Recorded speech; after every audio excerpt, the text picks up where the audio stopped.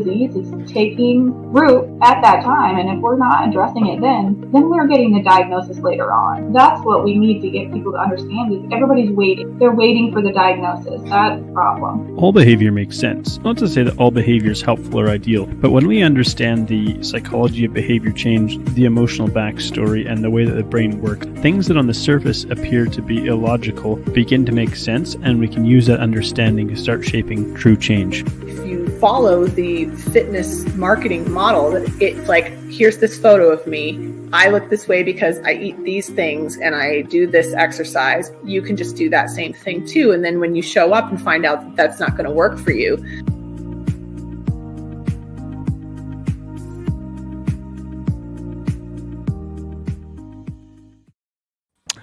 All right, welcome back to another episode of Wellness Unfiltered. It's been a minute, I think is what the kids say these days. So it's been a while since we've done something like this. So good to have you back, Caitlin. Chris is not actually herding cats today. I believe she's chasing her child somewhere. Maybe it's something to do with the last day of school.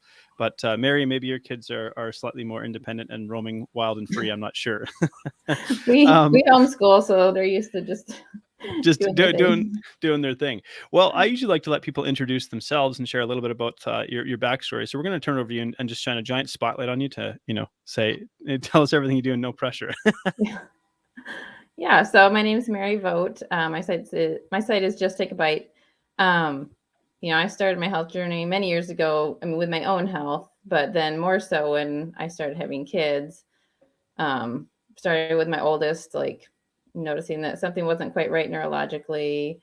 We went to a lot of different doctors, and things kind of clicked when she was about 5, and we started making some dietary changes, and we took out gluten, we took out food dyes, and it was like a light bulb went on in her brain, and her eyes lit up, and it was, pretty big. And then my next child had tons of food allergies, and so that opened that whole world for us, is, making huge dietary changes. And then my next one came along and I thought, this should be great. But then she had more feeding challenges than ever. And I don't know if it's a taboo topic, but she had severe reactions to certain injections. And I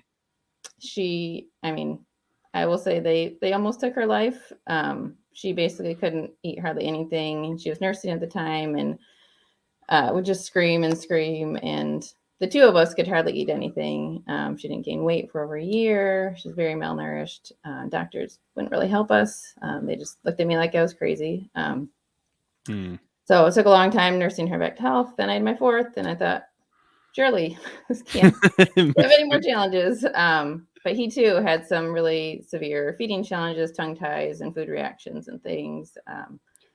I started learning about histamine intolerance and started changing diet to help him out. And so through all that, I was big into kids' health. And I decided to go to the NTA to become a nutritional therapy practitioner because I had a food blog, recipes and things, but so many parents reached out to me. They hear my story and stuff, and they reach out to me wanting help. And I thought, I can't really help you, legally. I can't give recommendations or anything. So I was like, how can I help these people and, make something out of it? So I became an NTP. But also I knew even before I was an NTP that I also wanted to do hair tissue mineral analysis because I had experienced so much help from that myself and with my kids. And so basically, as soon as I graduated, I dove into HTMA and incorporated that in my practice. So here we are today that, I've had my practice for almost a couple of years now and work mostly with kids, but a lot of moms too. Yeah. So you kind of got pushed into this in one sense, without a lot. I wouldn't say without a lot of choice, but here's what we often observe is when somebody goes down a particular path in terms of helping others pursue health, it's often because they're looking for answers to some of their own challenges that they might be facing. And sounds like you had a boatload of them with kids. Boy, that's because very few people are going to be putting up their hands and going, hey, I'd like this whole list of laundry list of problems with my kids and how they eat and whatnot. And, it's like the modern food environment that we have is not really necessarily conducive to health. And, just before we went live, we were kind of talking offline, and I mentioned that my little fella, he hasn't yet tasted refined sugar, despite people wanting to offer it to him. and we're trying to sort of keep that away from him for the time being. Would rather, be a little bit later in life when he discovers this, maybe when he has slightly more emotional regulation capacity. But I wonder if actually, I'm kind of curious if you get a little bit of pushback here. You mentioned not necessarily getting a lot of help from doctors, and maybe it's because they don't necessarily understand what you're up against or what you're facing. It's not really in their skill set or their area of expertise. Yeah, I mean, I will say the doctor we were at the time, I think, had a little bit of a bias against us because we were delaying. We did a delayed schedule. Yes. So he already kind of had this idea that we were, those people. Those people. Yes. Yeah. This had been our second pediatrician. And I mean, something was off anyway. Like when he would do checkups with my daughter, he really didn't even touch her or anything. It was like he just looked at her, and when I would go, like, she doesn't have a wet diaper all day, like she's dehydrated, she's not eating, and he'd just look at her and say, "Oh, she still has tears in her eyes. She's fine. She's not that dehydrated." Even though like she wasn't gaining any weight, and obviously, concerned mother. Yeah. And yeah, so there's a degree of it, like maybe he just didn't want to deal with it. And there's a degree of it that I think he was like, well, if you're not going to follow the rules, if you will, then. Well, yeah. And we could like address the elephant in the room here. The fact that we like have to have this conversation with sort of like some veiled language at times because of the sort of hostility towards people who maybe just want to go, I'm not so certain about all of these medical interventions and sort of some of the paths we've taken, that we've perhaps forgotten some of the most important facets of health, maybe in the pursuit of like, what is the fastest, most high-tech, most efficient way of doing this, forgetting that like there was some pretty good stuff that people learned over the years of human history. Yeah. And we're kind of losing connection with that. So I wonder if some of your work is almost like getting reconnected to some of the basic fundamental principles of human health. Absolutely. I mean, just our innate, wisdom, our innate immune system, and how it's supposed to function, how it's beautifully designed and created to fight off illnesses, and that we don't need to intervene so much or viewing illness as this scary, awful thing all the time. Obviously, there are some severe illnesses, but a kid getting the chicken pox isn't the end of the world. Like, that's okay. And there are benefits to getting sick sometimes. It's a good workout for immune system. It's good to be exposed to those germs and things like that. So I like to, a little more free range. Yeah. Scale it back. Let the kids get dirty. Let them, not wash their hands every 2 seconds. Let them experience things. Right. Yeah. Yeah. I think that's one of the challenges that we face too. Just we think about sort of the media environment that's been created, in a sense. I hate to use the term narrative, but there's kind of a sense of that out there, like certain narratives that if you go down this path, you're this, and the desire to just like throw a label at you. Well, if you don't do this, you're that, and so on. It's like, well, actually, I think if anything, it's like you're a concerned parent who wants the best for your children. Ultimately, that's what it is. One of the things I was kind of curious about, you mentioned your first one that some things weren't right neurologically. What were you kind of observing that wasn't normal? Because I'm a new parent and now I'm curious. Like, I mean, my little fellow is pretty good, but what stood out to you? Yeah. So, I mean, being my first, I didn't have much to compare it to, so she is like my oldest daughter. She's like crazy smartest kid I know. She can read like 300-page books in a day and remember every detail of them. Like, she's just crazy. So when she was really little, I didn't really notice much. And like, we would just pour through books, and she loved to read and absorb things. And she learned things so quickly. But then when she went to preschools, and I really started to see like, and she was first, like, she's the first child. So part of it I understood, but like, she wasn't really like playing with the other kids. She was just watching all the other kids, and just some of her, the social cues kind of thing. Just in like her view of herself, like feeling like her self-worth is related to her abilities, because she knew that she was smart and things like that. But yeah, just the little things, like she couldn't feed herself. Like, I was still feeding her sometimes when she was like 6 years old, because she's too distracted. Unless I was reading her a book, she didn't eat. Like just no sense of hunger and fullness, unless there's some kind of distraction there. Trying to get her to school every day. It was like, tears to get her out the door and tears when she got home because just so much sensory stimulation and overwhelm. So yeah, it was when she started going to school that I really started noticing it. And I was like, this is my first child, but yet some of these things don't seem normal, like that it's so hard just to get through a meal. Like I see other kids scarf down their food and run. And it's like, it was taking so long just to get through like a piece of toast, takes an hour. Like this doesn't seem quite right. And it, kind of escalated as she got a little bit older. Like I said, at 5, we took out gluten and dyes, and that made a huge difference. But we went for the psychologist, a functional neurologist, an orthodontist, a speech pathologist, an occupational therapist, a lot of different avenues to try to, is this a sensory thing? Is it like an airway thing? She was a mouth breather. Is it neurological? There's a lot of different avenues that we explored. And we're still exploring them. Yeah. Is that what led you into like the picky eating? Because I know one of the biggest things that you talk about is picky eaters, which intrigues me, even though I don't have kids, because I also think that's like one of the adults' excuses, like, well, my kids are super picky, so, but, and in the NTP group and groups that we're in, people are constantly posting about their kids being picky eaters. Yeah.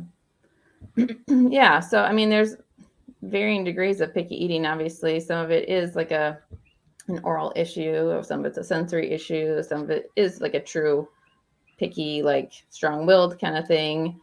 Like my oldest, she did have some oral issues. Like she had an amazing speech from early on, but at the same time, she couldn't swallow very easily. She, spit food out. Things had to be a certain texture. And then, I have like these 4 eating styles that I talk about too. Like different kids view food differently. And I think sometimes that discrepancy between the way a parent views food and a child views food often is part of the problem. So you might have a kid that's very analytical in nature and they know exactly what they want and they like these, 10 foods and they are completely fine eating them every day and they don't like surprises. They don't like variations. Like they don't like fun food. Like they don't want that. These are the foods that I like.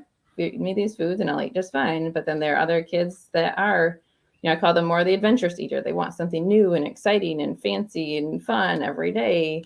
There are some kids that are just really slow and that's just their nature. They're just slow to get going in the morning and it's just how they roll. And then there's some kids, like my oldest son, they scarf their food. Like there's no stopping, no matter how many times they say, you need to slow down and chew, help your digestion. Like he's my kid that's had stomach problems the most. I'm like, chew your food. And it doesn't matter.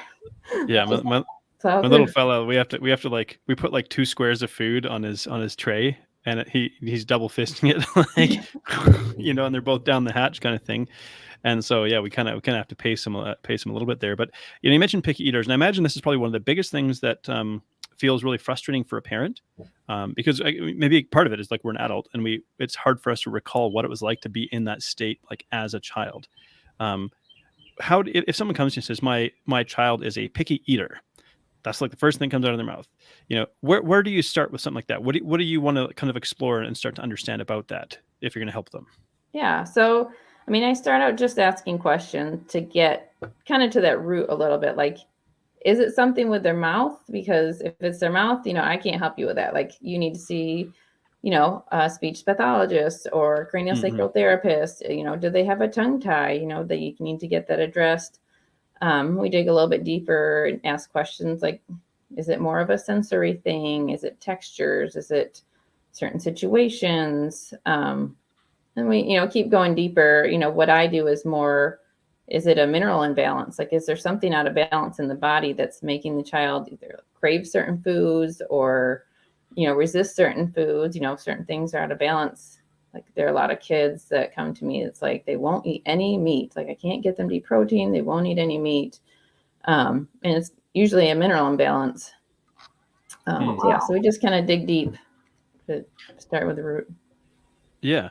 Okay. And you mentioned like you do like hair, or do you do hair analysis? And I forget the other three, or is it something you send off to a lab? And maybe a little bit more about what that is. Yeah, hair tissue mineral analysis. There we go. I was it goes.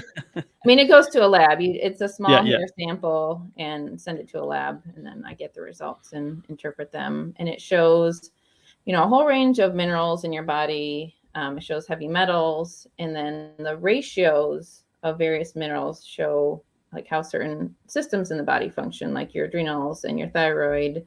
Your blood sugar, things like that, you can see with your minerals and how they are balanced with each other. And it's from the tissue. So when you do blood work, it's in your blood. And the blood, you keep this narrow range. Your body's like, this is what I need to survive. I have to keep everything finely balanced. But your tissue is like a 3-month snapshot of what's in your tissues. So it just gives you a bigger picture of what's really going on. So you might get your magnesium tested, your blood, and it looks just fine. But then if you check your hair, it's like, oh man, that's like really low, or your body's just dumping all your magnesium. You're not holding on to it. Maybe you're super stressed or something else is out of balance. So it just gives a really deeper picture of what's going on in your body. Yeah, I find that interesting because I did some blood labs and I think they mostly look normal. But then I did an HTMA test and like I had the 4 lows and I was like, that's why I feel like shit. It is common, sadly, and even amongst people that are healthy. And my oldest son, when we did his first hair test, he had the 4 lows at like 8 years old. Oh, wow. And it's like, that's like a complete burnout stage when you have calcium, magnesium, sodium, potassium, when they're all low, it's like a flat line, like I'm completely burned out. And I see it in kids, which I shouldn't, but I do see it in kids these days because we're so busy, we're so stressed, we're so malnourished, we're so, bombarded with toxins and everything. So it's hard to keep kids nourished these days. Isn't that crazy to have a kid that's got the 4 lows? Yeah. And it was obvious, like, I mean, his mood, his energy, everything. Like when he was little, he was my get up and go, like up at 6 a.m. every day. Let's go, Mom. Like, let's do this, hard worker. And then, he got around 8 years old and it was like what happened? Like he's just no motivation to do anything. Like he'd play soccer and just be wiped out. And for him, I think it was, he had so many food allergies and such a restricted diet when he was younger that it finally caught up to him. Right. Like, I can't keep this up anymore. But oddly enough, a lot of my clients are like 8 to 10-year-old boys. So I don't know if something happens at the age in boys, but I have a lot of clients in the age range. Wow. Maybe we had a comment come in from Twitch here. It says, someone that had a babysitter that forced oatmeal and corn down their throats. Those meals gave me trauma for years. My stepdaughters and children I met on dates showed similar pickiness from how food was introduced to them. That's a really interesting thought, actually, this idea of how food is introduced to us and how that can shape our preferences or not. And because I know sometimes as parents, again, we're like frustrated, we're busy, we're stressed. We're like, I don't have time for this. Just eat the darn food, kid. Maybe and trying to force that, but that's going to create sort of a more negative emotional response. How would you approach maybe introducing foods to kids? Because I know your name is like Just Take a Bite, and so and it's interesting because I didn't always have a healthy relationship with food myself. Growing up, I had disordered eating stuff, and then when I was first having kids, like I didn't understand like food psychology and the mental aspect and trauma and all that. And even when my youngest daughter was born, and she was on that like the severe feeding challenges, and there were days that I was just like, maybe just take a bite of something, because deep down you're like I know you need this, like you're so concerned, you want them to eat, and it's all, meant for good, but it does cause that trauma. And like for my daughter, and I know we're still working through that a little bit because of how I handled things when she was little, because I was malnourished and I was under so much stress that I couldn't handle it well. But so for introducing food to kids, I definitely say take a laid back approach. And if you're concerned, like, oh, they're not getting what they need, work with somebody. It's really, a great way to do it. They'll give you a better step-by-step, way to address those like nutritional concerns, but just model good behavior. Don't keep the junk in the house. Like if you have a kid that's like, they'll only eat pretzels, well, then don't have pretzels, like if it's not available, eventually the foods. hunger kicks in. Or yeah, introduce the healthy foods right away. Keep that in the house. Set good examples. And if it's like, there are some kids that then just won't eat, and if that's the case, then you need to like dig a little deeper. Like I said, then maybe there's something going on. Maybe their minerals are out of balance. Maybe they have some heavy metals. Maybe they have something going on in their gut that's out of balance. And I think one of the challenges with kids is, I'm thinking, of course, from the perspective of having a 14-month-old who I can't quite understand every word that comes out of his mouth just yet. But I mean, he has his ways of communicating, and I really look at it like that. But trying to decipher the communication can be tricky at times.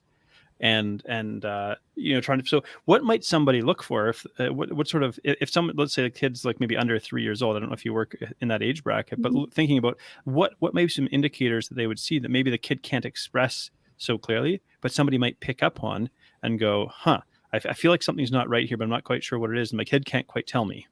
Yeah. So I mean, if your child's just acting really frustrated, I mean, if they get really angry, like at meal times, just refusal to try anything. If they cry a lot, if they won't sit at the table, anything that just seems like they're really frustrated or upset, but they can't, verbalize that. Like throwing food can be normal for little kids, but if they just, shove everything out of the way and will never try anything, that might mean there's something more going on. Right. I think of my little fella. Sometimes I think it's like testing boundaries, where he'll look me like right in the eye and take a piece of food and then throw it to see what reaction I get. Yeah. And so, I mean, kids can do that as well. And Ghost Floof again shares, a kid that says, I only eat chocolate has always been spoiled a little bit too much. Yeah. Well, here's then we could ask maybe your thoughts on this. What about like kids and sugar? You kind of mentioned junk food and whatnot. What is your experience sort of lead you to conclude about maybe kids being introduced to junk food, given the like sort of the food environment we live in, and how ubiquitous it is at like parties and celebrations and things like that? But I'm thinking, like, in particular, like, what about a developing brain and developing gut and things like that? What effects can sort of junk food have? Yeah, I mean, obviously sugar can be very inflammatory to kids, and like I said, even young kids are having these huge mineral imbalances and malnutrition. So holding off on and adding any of that in is going to be your best bet. It's hard when you're out and about, you're at a party or something, and sometimes you just have to be that parent that says, you know what, we don't eat that. And I mean, still to this day, we struggle with that a little bit. Like, what are you, a weirdo or something? We're those relatives who right. can't eat the food dye, they can't eat the whatever, that can't eat the gluten. And it just has to be a family mindset of that's okay. Like, not a big deal. It's just food. It's just, how we choose to nourish ourselves, and to always, keep that mindset in mind of viewing it in a positive light. Like, we are gifting ourselves, we're giving our kids a gift by not introducing that food to them, instead of seeing it as deprivation and like, oh, you can't have this. No, we are supporting your body. We're helping you feel your best. You have so much energy and you can think well and you can succeed and thrive. And, that's why I always love to focus on with my clients. It's just that positive, not, if I recommend like someone tries to eliminate gluten, we don't focus on, oh, you can't have these foods. It's just, let's focus on how we can nourish your body. What can you have? What, what are we doing to make you feel your best? And just, so with kids too, just put it in that positive light that it's a good thing. Yeah, I wondered how that would be working with parents. If you did have more kids that were coming to you and parents from like a sad diet, trying to change make those changes. I know how hard it is with adults. What is it like getting adults to get their kids Like what is that like? Yeah, I mean, I have a whole, gamut. Like some people come to me and they're all in on real food already. Like they know stuff, they just need tweaks. And then I have other clients that come to me and give me their food journal. It's like, breakfast is a Krispy Kreme donut and lunch is Cocoa Puffs or whatever. And I'm like, okay. So, you just meet them wherever they're at and make baby steps. So if your normal breakfast is a donut, we say, let's try adding some protein to your donut. like we just take the littlest baby steps, make them doable.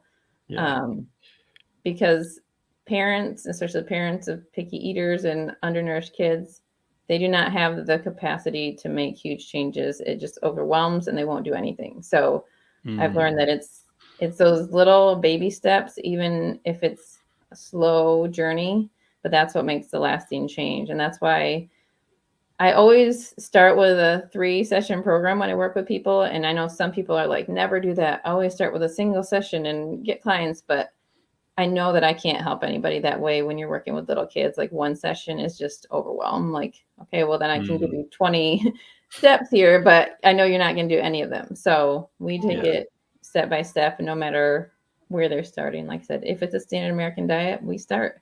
Let's teach you some healthy fats. Let's just teach you, what protein, healthy carbs, and fats are together, so you can keep your blood sugar balanced. We just go through the basics. So do you coach people for quite a while then? Yeah, I mean, like I said, I usually start with 3 sessions that we do, maybe 6 weeks apart. And then if people want to continue on, but I try to take it step by step. Yeah, I love that. You touched on something really important, and that is like, because let's say someone comes to you exactly that, like a Krispy Kreme for breakfast and Cocoa Puffs for lunch. Like my brain goes, what are you doing? Thinking about how, but in the same token, I like to say, well, let's ask the question, like why we're in that situation. Is it overwhelm, income status, being, like super busy, just, we fall into these behavior patterns, and there's also a perception that eating healthy is expensive, and and I think there's an element of truth to it, that like junk food, because of how junk food is incredibly cheap, it makes relative in comparison, it makes healthy food seem expensive. But if we're considering sort of the affordability of healthy calories, I think it's not quite as severe. But just this idea that we got to take baby steps here, because if you're in the place where you're doing a donut for breakfast and cereal for lunch because that's all you have the capacity to do, to try to create wholesale change is going to have someone running away and just retreating back into old ingrained behavior patterns. Yeah, and I always teach clients about good, better, best. Like you do your best. Like they'll be like, what if I can't eat grass-fed beef and I can't buy this and I can't buy organic everything? It's like, that's okay. Like, eating a carrot is better than not eating a carrot. Obviously an organic carrot's, better, but if that's what you can afford and that's what you can do, then that's what you do. And that's okay. Like, don't stress over it, because the stress itself is going to have a negative effect. So you're not going to get the benefit, if you're stressing over it. So I always say, start where you're at, do your version of best. And, over time that might change, but you start where you're at. Yeah. Interesting thought here from Ghost Floof, which is a great name, by the way. Microwaved meals or ready-made meals can be better for breakfast when it comes to kids at dinner, or even kids can take long to digest, active or not. I think what's being kind of expressed here is this idea that, breakfast foods, if you're thinking like a carbohydrate-based breakfast food, can be fairly rapidly digested, whereas something that does include some protein and maybe even some vegetables in there means the meal is going to be digested a little bit slower. It's going to stick with you for a little bit longer. Yeah, for sure. Yeah, I mean, having that healthy balance. I often start with breakfast when I'm working with parents, because, you see this whole food journal and you're like, okay, we got a lot of work to do here. So I'll start with like either breakfast or dinner. I'll just, work on one meal at a time, even just like, okay, I see that all they had was like noodles and a hot dog. So let's see if we can try to add like one vegetable per day or one fruit even per day. Like sometimes there's nothing, like not a single fruit or vegetable. So I'll say, we start with breakfast. Let's make sure we're having some kind of protein. And I always, I try to focus on animal proteins if the kids are willing. And And then I say, let's try to get one fruit or vegetable in a day. And then we take steps like, okay, let's try to have some type of fiber, be a fruit with breakfast, and we'll have a vegetable in your lunch now. Or, we just take those baby steps, because that is so important to get that balance and keep the kids going, because starting the day with balanced blood sugar is huge.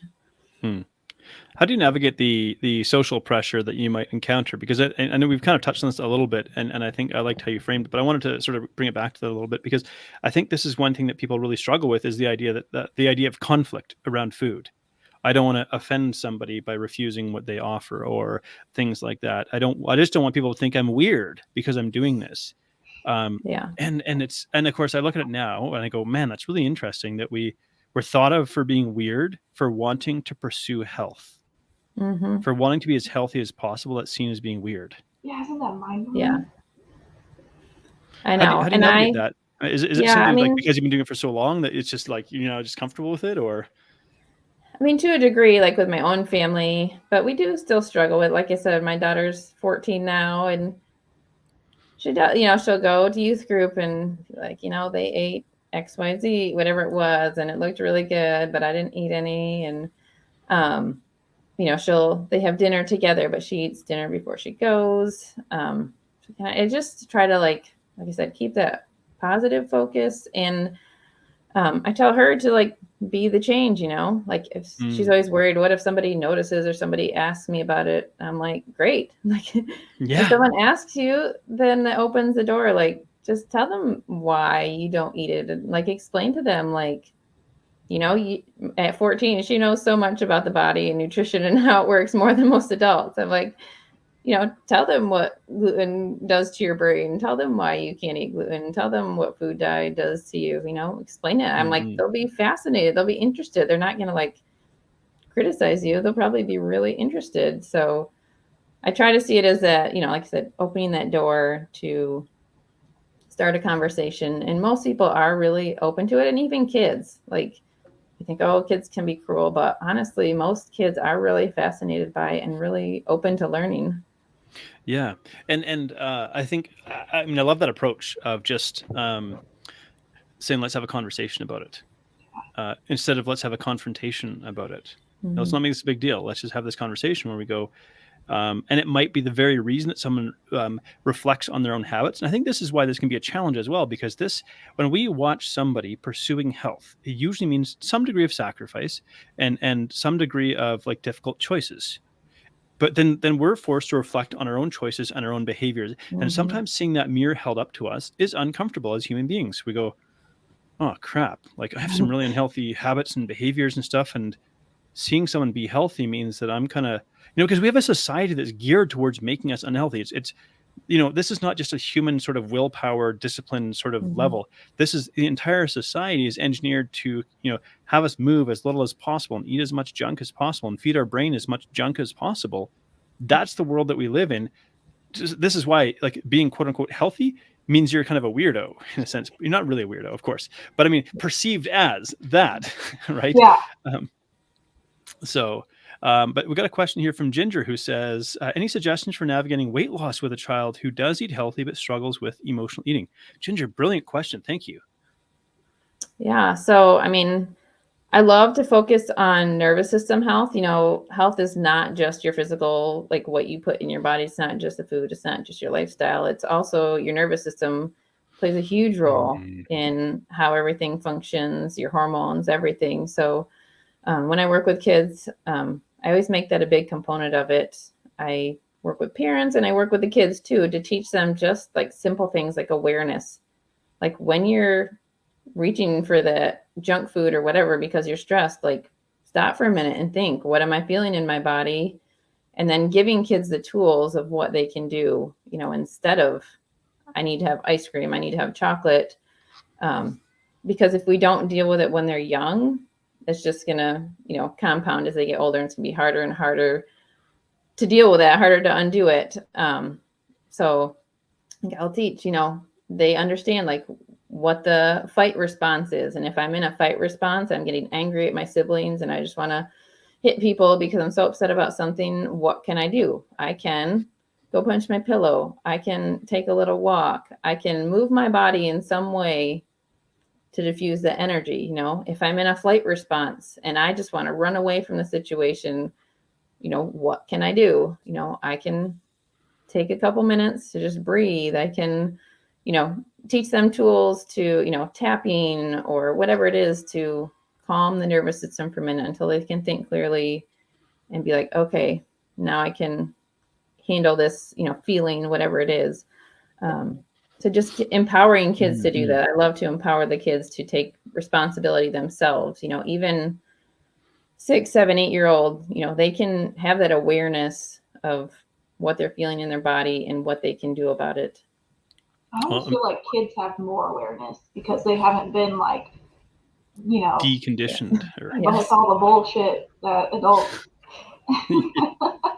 Absolutely. Yeah. So I love to empower them, to give them those tools when they're young.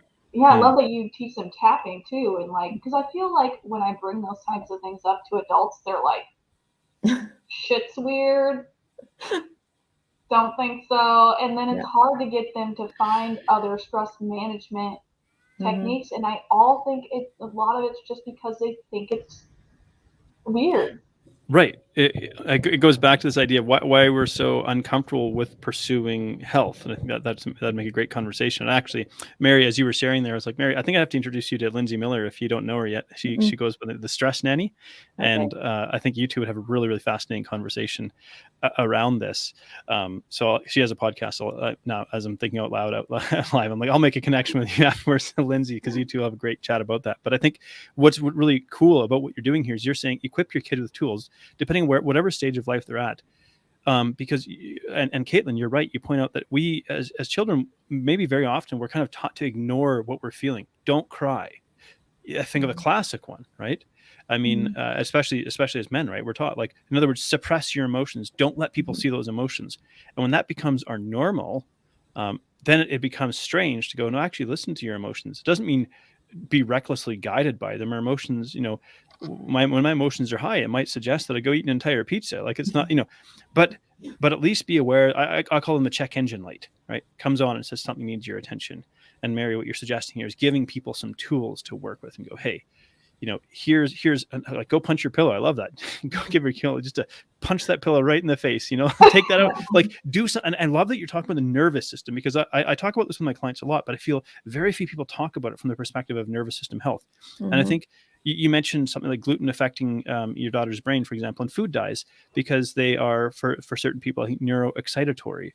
We think, oh, it's just a little bit of whatever, and the FDA has said it's safe and so on. But in reality, some people will process it differently. I know, Caitlin, you're chuckling there at the sort of the FDA and quote unquote safe. Yeah, you know, safe doesn't mean ideal or optimal. So what is it about? Let's just say food dye, for example. What's been your sort of experience or observation with that, and what was the changes you saw when you started to pay attention that maybe remove that? Yeah, I mean, the food dye was one of the biggest. Just her ability to think, and like I said, I always say it's like a veil was lifted from her eyes. It was like she was in a fog before, and like you talk to her, but like I don't think it's actually getting through to you. You know, like, are you there? I'm not sure. It's like you're talking through her. So when we cut out the gluten and the food dyes, and especially the food dyes, it's like the lights came on. You know, like you could just see it. Like the brightness in her eyes came back, and like have a conversation with her, and like engaging. And yeah, it was like she just turned on. Interesting. Yeah. You know, and it's funny because we just kind of like normalize them again. This is, you know, brightly colored cereals or brightly colored candies and whatnot. And they're made that way by food manufacturers to draw our eyes in, because there is sort of I could say, we say like an evolutionary or part of our biology, where we're drawn to colors, like say colorful fruits on trees. That stands out. Like that's something that's potentially edible, unless that happens to be a poison berry and you discover by accident when it's a little too late. But, you know, and so I think that's one of the challenges we're up against. Ghost Floof shares again, KFC is so good though. And really, and I think that's a fair statement. And here's why. This food is very, very carefully engineered to create a specific response in your brain. And so it does feel good. It does have an addictive quality to it. It's deliberately engineered to be that. And the reality is, if we want to be healthy, it's never not going to be that. I was chatting with a client earlier today, and we were just talking about how, he walked past the line of pastries at breakfast and grabbed an apple instead. And it was a struggle because those pastries are still going to taste good. And junk food tastes good, but because it's engineered to do that and create a certain response in the brain. And that's one of the sort of uncomfortable realities we have to come to terms with in this modern world that we live in, that junk food isn't going anywhere. Junk food marketing isn't going anywhere. So then we have to stand up and kind of be our own health advocates. So I guess where I'm steering this is, how would you sort of, I guess, steer people or recommend that people become better, like, self-advocates? I mean, it's tough. We do live in this world. Everything is processed and everything is fast. And, I kind of look at it as those things. I don't view them as food. I say, this is food. This is food stuff. It kind of looks products, like food, but it's not really food. So just, again, back to mindset of, what is food? Like, simplify it. I'm huge on simple. Like, I've got 4 kids. I homeschool. I'm practitioner. Like, I'm busy. Like, I don't do complicated meals or anything. So just simple. Like, you don't have to have, create this homemade whatever. Like, just have a carrot. Just have an apple. Like, dip some carrots in sun butter, or an apple in almond butter. Like, just simple. Like, don't complicate it. And yeah,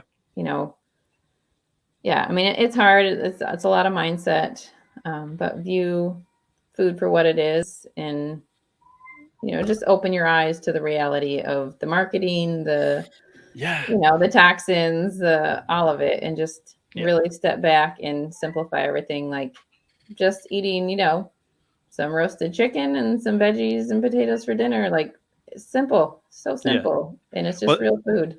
I think there was an author, I believe he wrote a book called In Defense of Food. I think that's the name of the book. Yeah. But it's going back quite a few years now. But what he's talking about is exactly that, this difference between food and food products, and recognizing.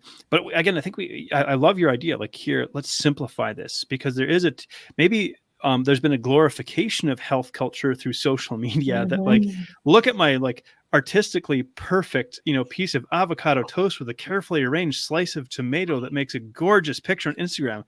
You got 4 kids. Who has time for that? I'm like, kid, here's your chopped up veggie fritter, like, munch on it. Yeah. And I mean, sometimes I make the stuff, like, we make our own graham crackers. I make sourdough bread, like, sometimes make our own regular crackers. So it's like, it's not that we don't eat those things sometimes. It's just, like, they're extras. They're not, even those, I'm like, I used to make them all the time.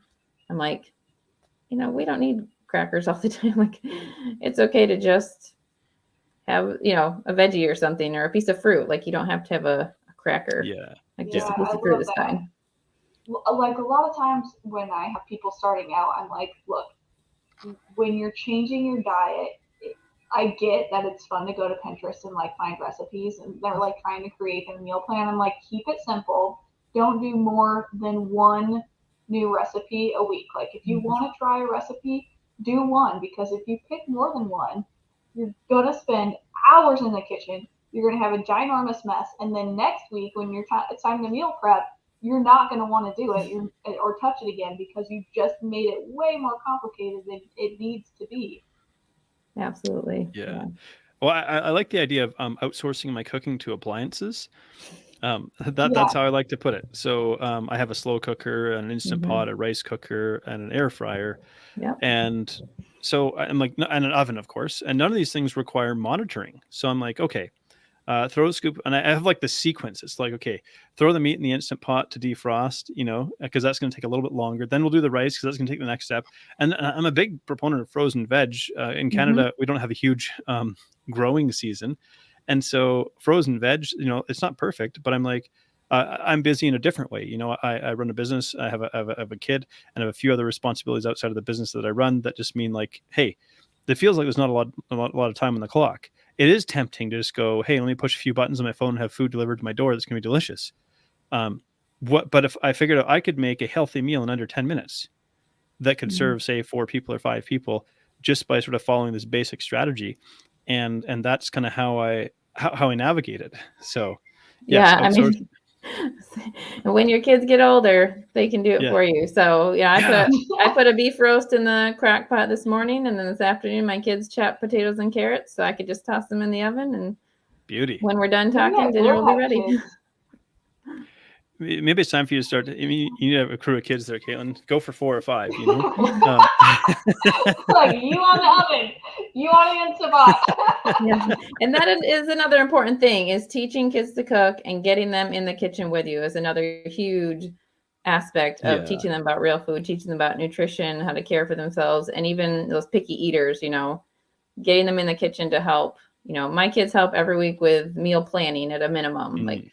You know, what meal do you want? What meal do you want? So they each get to pick something, so they know there's something they'll really like. And then, you know, if we have the time, if they're able, then they help with the prep too. You know, my 7-year-old, she loves to cook meat. So she loves, if there's like ground beef, she loves to cook the ground beef.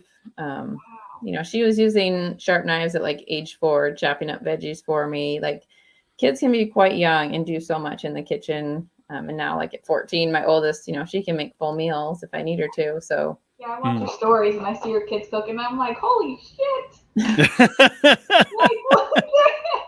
I think it was her daughter that was making a whole meal or something, and I was like, oh my god! Yeah, she likes to cook. Like for my birthday, she'll plan and cook a whole meal, or for like our anniversary or something, she'll plan something special and make it. That's absolutely amazing, and maybe this is a good one to sort of tie things together on. Maybe the last point to touch on, really, how do we get kids involved in this so that they, because my inclination is that if a kid can have like access to the food and sort of preparation and see it being made, they're maybe a lot less likely to be picky than if something's just plunked in front of them, they're told you must eat this. Yeah, absolutely. So get them involved in any step of the process. Like I said, take them to the grocery store with you. That was one of the saddest things for me during COVID, was not seeing any kids at the grocery stores. I always, you know, we homeschool, so my kids are with me. So I almost always take all of my kids with me, and they help bagging and picking everything. But taking them to the store, and like whenever I take my kids, it's inevitable. Can we have such and such? Let's try that fruit. Let's try that vegetable. I've never seen that before. What is that? You know, so get them interested, get them, you know, going grocery shopping. I mean, even like helping write them grocery lists, help them, you know, with budgeting, like, here's what we have. Just those life skills that are going to serve them for the rest of their lives. You know, helping prep, helping meal plan. If they go to school, they can pack their own lunches. You know, after dinner, when you're cleaning things up, they could pack up their own lunches of leftovers or whatever. They can take on breakfasts. You know, if you're busy in the morning, they can be in charge of breakfast, their own breakfast. Like, kids can do so much. Mm-hmm. Yeah, and I think because and Ghost Floof again shared, you know, seeing my teenagers flash before my eyes. Yeah, I can ask the same of my kids when they're grown. Yeah, how many kids have you got there, Ghost Floof? I imagine you also have a real name, but we'll go by Ghost Floof.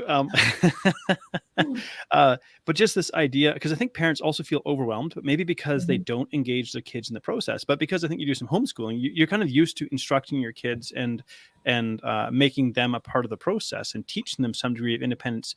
And somewhere along the way, we started outsourcing parenting to appliances in the wrong way, like parents to digital technology. And I understand the temptation. Like we have family overseas, so we do use like Skype or WhatsApp or something for communicating with my wife's family in Australia. So my kid knows like what a phone is for, like talking to people, but we work really hard to keep him away from any other usage of screens, because again, we recognize what it does to a developing brain. But that's more work. And I think my wife, you know, one time she was just so frustrated, you know, because she's like, why is it so darn hard to like make healthy food for this kid? You know, but over the time, she's got a system figured out. You know, she blends up the veggies, makes these fritters for him that he likes, and he has a fritter like every night. He has oatmeal every morning with blueberries, and he loves that stuff. He's just like, you know, and so there is going to be a learning curve that's going to feel frustrating and difficult. But ultimately, I think, you know, hearing you know, have a 14-year-old who makes full meals, I'm like, great, that's what I need. We have more kids. So yeah, I always say, just baby steps. And like my oldest, like I had her in the kitchen with me at 9 months old, like, you know, making cookie dough and different things. Like, I mean, every little thing, like I would have her help me with, especially, you know, being my first, like she was always there with me. So just having them in the kitchen with you, even if they're just like playing in the kitchen and you're cooking, you can talk to them about it. You can ask them questions. They smell it. They see you making the food. Just having them in that environment. Yeah. And Zairiel, sorry, I probably got that one wrong, but you got 3 stepdaughters, 3, 5, and 9. So you have time to like start training them. You got 5 years before your oldest is going to, reaches the mark of like making full meals. And Ginger tuning in says, fantastic ideas here. Sorry to tune in late, but really appreciate all the info. Absolutely. And actually maybe, Mary, where can people find you if they want to know more about what it is that you do? Yeah, my site is justtakeabite.com. I think the name came out of my frustration. Feeding my own kids. Like, just take a bite. Yeah. That's awesome. So they can just look up on also, and we'll put this in the show notes anyways, in the description of the video and whatnot, but it's just take a bite. They can look it up on the various social channels. They're going to find you there, or they can find Mary Voogt somewhere as well. As I learned, that's the correct pronunciation of the name. Well, to take it home then, what's kind of one final piece of wisdom that you would just like to share with people who might be struggling with some issues around their kids and food, I guess? So, don't be afraid to reach out for help. I know sometimes as parents, you feel like you have to have it all together, and you've got social media and all this, and you see all these other families and everything's perfect. And if you're struggling, don't be afraid to reach out. Like when my kids were little, were really struggling, I suffered alone, like, especially when my youngest daughter was really, really struggling. I was like, there is nobody to help me. Nobody wants to help me. The doctor won't help me. It's like, there's no formula I could give her. Like, nursing her every 45 minutes, tiny bits, is the only thing keeping her alive. And I was like, I felt like I was so alone, and I never wanted another parent struggling like that to have to feel that. So don't hesitate to reach out, whether it's, it can be just a friend, a relative, a doctor, a practitioner, whatever. Like, you don't have to go it alone if you're really struggling, and don't feel bad. So many parents struggle with feeding their kids, and whether it's a severe feeding issue or just a daily annoyance, like my kid will only eat peanut butter and jelly, and he will, throws a tantrum if I put a carrot on his plate. And that's the reality. My oldest son used to literally run from this table screaming if I put one slice of carrot on his plate. So you've had your fair share of challenges. Yeah. So don't be ashamed. Don't be afraid to reach out for help, because it's there, it's available, and you need it. And that's super important, because we're all kind of doing the best we can, but these kids don't come with an instruction manual, and every kid is going to be different. And so we kind of have to figure it out as we go. Like, none of us really know exactly what we're doing. And you've had 4 kids, and every one has been different, and you've had to learn something different for each one of them. And so I think that's a super important thing to share. And maybe just one last question: if people want to work with you, do you work remotely as well, or is it only an in-person practice? Yes, I work all virtually, all remotely. Okay, so people they can be like anywhere all around the world, really, in a sense. And to do hair analysis, I usually only do U.S. Sometimes Canada. There are a few countries that I can work with that.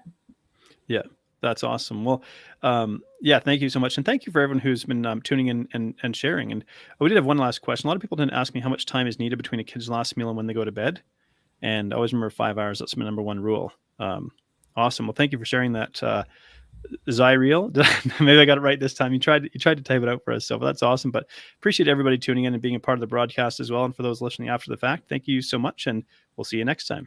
We're starting this Deep Health Academy, trying to start to change the narrative around what it means to get healthy and fit and to lead a fulfilling life. Because in the end, this is what our clients come to us for, whether they think they want a 6-pack or not, right? Like, for the vast majority of people, if they do manage to achieve that goal, they still are the same person they were before they had a 6-pack. And a lot of the issues that they were feeling haven't been resolved. So there's mindsets, beliefs, identities, and we have to bring them into our conscious awareness if we're going to create change. The process of bringing it into our conscious awareness can be uncomfortable, because now we're going to see our flaws as they are. We're going to see ourselves without the filter. But with compassion, we can look at it with a curious desire to understand. And so compassion and awareness is where we create transformation.